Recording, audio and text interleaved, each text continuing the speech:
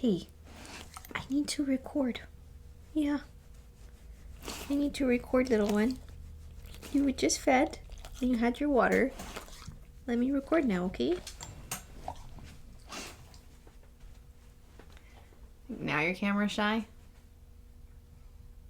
Okay. Hello friends. So today's video is going to be a list of some new fantasy books that came out this year that I haven't had the chance to get around to, but still very much want to. So I did a similar video at the beginning of the year for things that came out in 2021, and I didn't really have a set plan for how to incorporate those books into my reading, and thus didn't end up getting around to quite a few of those.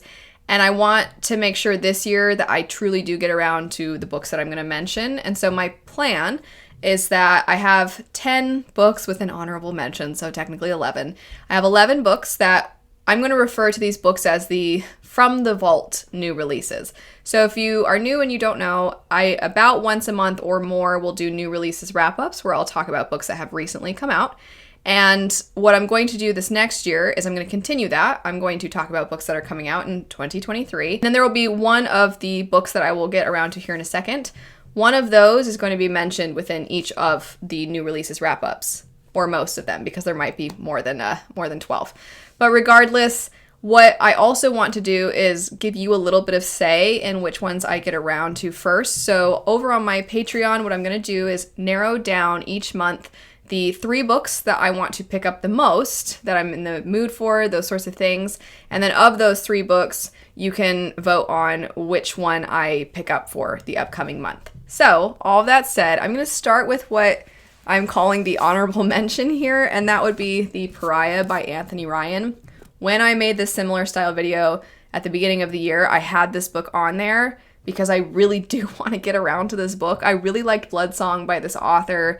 That's another thing I need to get around to. I need to continue that series. But regardless, The Pariah is one that I think sounds fantastic, and I've heard good things, and its sequel has already come out, and I think the 3rd one is on its way to coming out as well. So I really want to include it here, even though it didn't come out in 2022. It's one that I don't want to have be years and years and years before I finally pick it up. After that, we have Thistlefoot. Part of the reason I didn't get around to this one is it did come out later in the year, so I just kind of have slowed down my reading here as the year wraps up. But I do think it sounds interesting. It seems to be a Baba Yaga retelling. This is one that I'm on the fence about as far as whether I think it's going to be one that's really appealing to me. I do really like fairy tale retellings. I like them, whether they're more sinister, whether they're more of a villain origin story, or maybe they're zeroing in on somebody who previously wasn't really the main character or wasn't elaborated on much, and then that's who gets the focus. And then sometimes it's just fun to be in a fairy tale retelling. That said, there are instances where sometimes they're a little bit too reflective, I guess you could say. Sometimes they are a little slower going, and I feel bad saying this because I don't know. Sometimes they're almost like not as much fantasy as I would like, if that makes sense. So I still hope to get all the cool, interesting fantasy elements from this, as well as some of the other things that I think fairy tale retellings tend to do really well. In a similar lane, we have A River Enchanted. This came out quite early in the year, and it's one that every single month I was always like, oh yeah, I don't want to let that go for too long. I got to pick that up soon. And then I would keep telling myself that, and I just never got around to it. But the sequel, I believe, is already out, and I've seen quite a few people really like this one. It seems to be, like I said, in a similar lane to Thistlefoot, in that it is somewhat of a retelling or reimagining of a certain type of story, although I don't think it's a fairy tale. It seems to be more like mythology, and it sounds good. People seem to quite like it, so don't want to let this one go, especially since the sequel's already out, then I don't have to wait. If I pick this one up soon, I can just jump into the next one. After that, we have Legends and Lattes. So I am all for this new phase of fantasy where people are really into cozy fantasy. It makes me really happy because I think anytime that there seems to be a shift in what is popular in fantasy, all that does is expand fantasy. It brings more people in, and it gives us a lot more variety. It proves that fantasy can be so many different things. So I love that cozy fantasy has become such a thing. That said, for some reason, even though I like cozy fantasy, this book, I'm always like, it seems almost too slice of life for me. Like, I never found myself eager to go pick it up. And everybody has been saying, like, oh, it's so fun, it's so cozy, it's so sweet. And it tells you right at the top, in a very self-aware way, a novel of high fantasy and low stakes. And I think what I've realized is I don't like low stakes most of the time. I wouldn't even almost call them stakes as the thing, right? I think on a lot of cozy fantasy, I expect it to maybe be more contemporary, or it's just a fun adventure or something like that.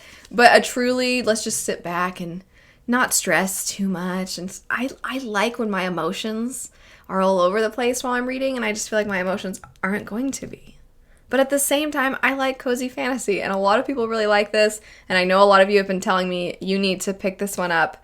So I have a feeling this is one that people are gonna, I feel like my patrons will probably vote for this one very, very soon. After that, we have a sequel, and that would be the Atlas, well, this is the Atlas 6, but the sequel to the Atlas 6, so the Atlas Paradox.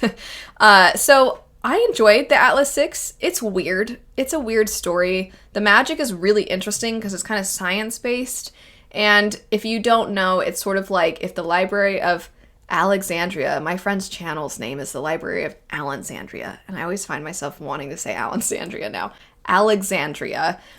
It's basically modern day, but there is fantasy elements and fantasy people that are they exist in the world, and there's this library that have some of the best and brightest minds in the world who have the opportunity to learn and go to this library and study there.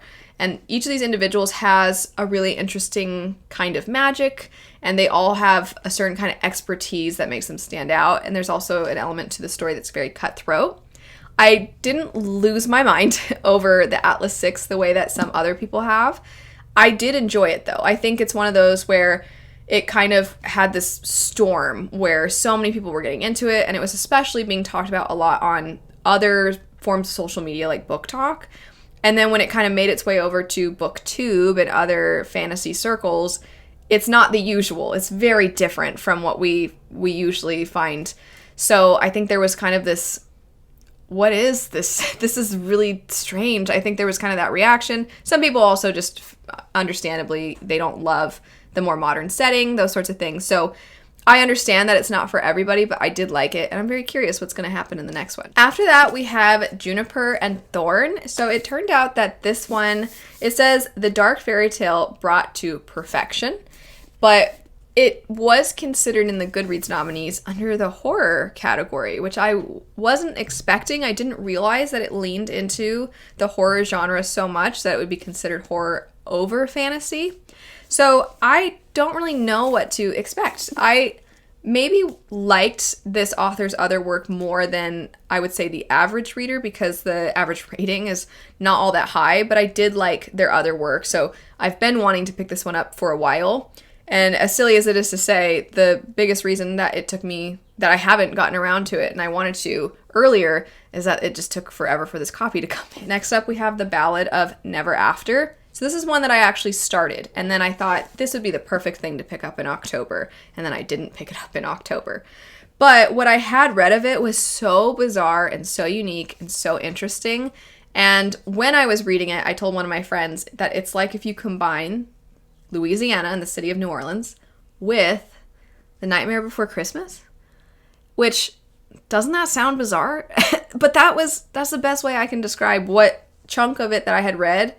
That's the best way I can describe it. So it's out there, it's different, it's unique, it's creative, but I think I do still want to read it in the fall season, so it might not be up for vote for a little bit, but I was liking how extremely strange it was. Next few I primarily just didn't get around to because they came out a little bit later in the year, so I'm going to list those off really quick. We have Empire of Exiles, and then we have Stars Undying, which I think is a little bit more sci-fi, and then Ocean's Echo, it's also sci-fi. And then the last one would be Children of Ragnarok, which I believe is the only young adult book on this list. But anyway, that's my list of new fantasy from this year, and then one from last year that I haven't gotten around to and plan to. So if you are interested in participating in the voting process, all of my Patreon tiers, everybody has access to all of the same perks. So I don't do perks based off of how much you pay. If you're a patron, you get perks to whatever I have for patrons. So if you're even, the first tier is only $1 too, because I try to make it as affordable as possible for people. Thanks so much for watching. Let me know if there's any of these that you also plan to get around to in 2023. I hope you all have a lovely rest of your day, and I'll see you later. Bye.